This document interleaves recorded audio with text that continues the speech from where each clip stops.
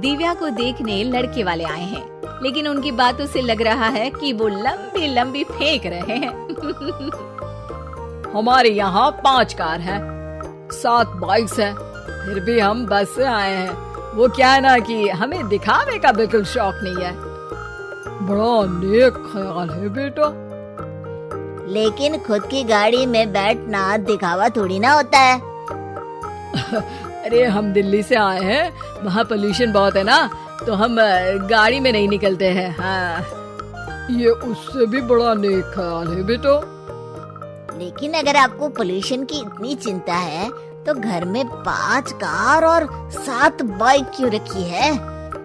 अरे इतने पैसे हैं, फुर्सत में क्या करेंगे, कुछ ना कुछ खरीद लेते हैं।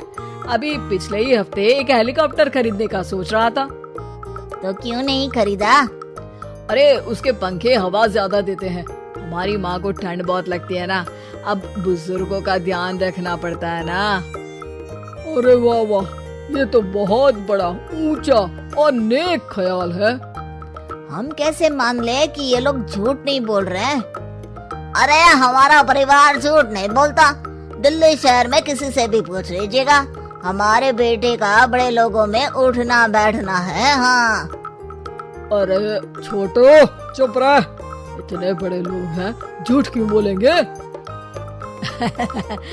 हमारी फैक्ट्री है, और ऐसी फैक्ट्री कि यहाँ ग्राहक आया, इधर सामान बनाया जल्दी जल्दी, और हम हर काम ना जल्दी करते हैं। हाँ वही तो, तब जल्दी जल्दी अपनी बेटी का हाथ हमारे बेटे के हाथ में दे दीजिए।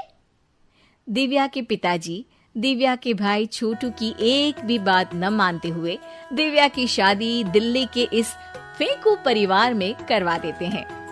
जब दिव्या ससुराल पहुंचती है तब आपकी कार्स और बाइक्स कहाँ है? मुझे बाहर जाना था किसी काम से। कार और बाइक्स? कौन सी कार और बाइक्स? अरे जब आप मुझे देखने आए थे तो कहा था ना कि आपके यहाँ 5 कार्स हैं और 7 बाइक्स हैं। हाँ हाँ उस दिन थी, आज नहीं है। है? आज कहाँ गई? अरे जिनकी थी वो ले गए। मतलब वो आपकी नहीं थी? आपने तो कहा था हमारे घर पर है। हाँ घर पर थी, बाबूजी का एक पार्ट टाइम काम है, कार और बाइक धोने का।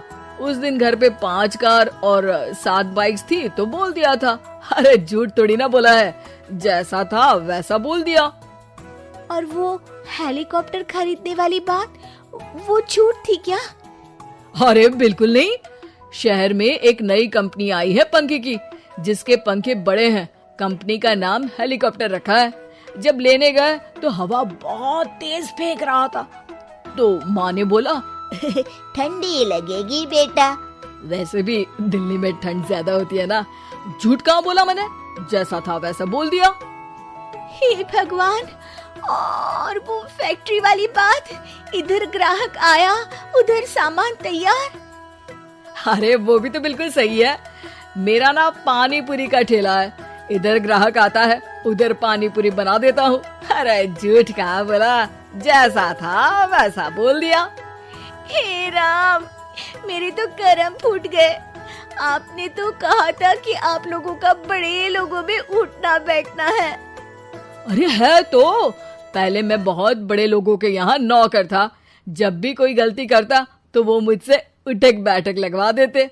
हो गया ना बड़े लोगों में उठना बैठना। दिव्या अपने साथ हुए धोखे पर रोने लगती है और ठान लेती है कि वो ससुराल वालों को लाइन पर लाकर ही रहेगी और उनकी ये झूठ बोलने वाली आदत छुड़वा कर रहेगी। आप लोग खाने में क्या लेंगे? करेला खा लूंगा। अरे मुझे तो टिंडे खाने हैं। कद्दू खाऊंगा। अच्छी बात है, खाने के टेबल पर मिलते हैं। शाम को जब सब खाने के टेबल पर मिलते हैं तो सब देखते हैं कि टेबल पर प्लेट्स में एक पूरा और कच्चा कद्दू रखा है, कच्चा करेला रखा है और कच्चे टिंडे भी रखे हैं। बहू, ये सब क्या है? ससुर जी के लिए करेले, आपके लिए टिंडे और श्रवण जी के लिए कद्दू। अरे वो तो दिख रहा है, लेकिन ये पकाया क्यों नहीं है? आप लोगों ने पकाने को तो नहीं कहा था, बस मैंने पूछा था क्या खाएंगे, तो आपने ये कहा था कि करेले, टिंडे और कद्दू खाने वाले हैं। ये क्या मजाक है दिव्या, तुम झूठ बोल रही हो।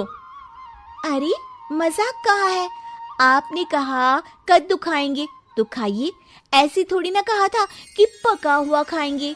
और वो आप क्या कहते हैं, जैसा था वैसा बोल दिया, झूठ कहाँ बोला मैंने। दिव्या की बात सुनकर, समझकर सब शर्मिंदा हो जाते हैं और उन्हें अपने किए और झूठ बोलने की आदत पर पछतावा होता है। दिव्या समझदारी दिखाते हुए उन्हें सच के रास्ते पर चलने और किसी से मजाक में भी झूठ ना बोलने की सीख देती है और उनके काम में मदद करके उनके काम को और बड़ा बनाने में मदद करने लग जाती है।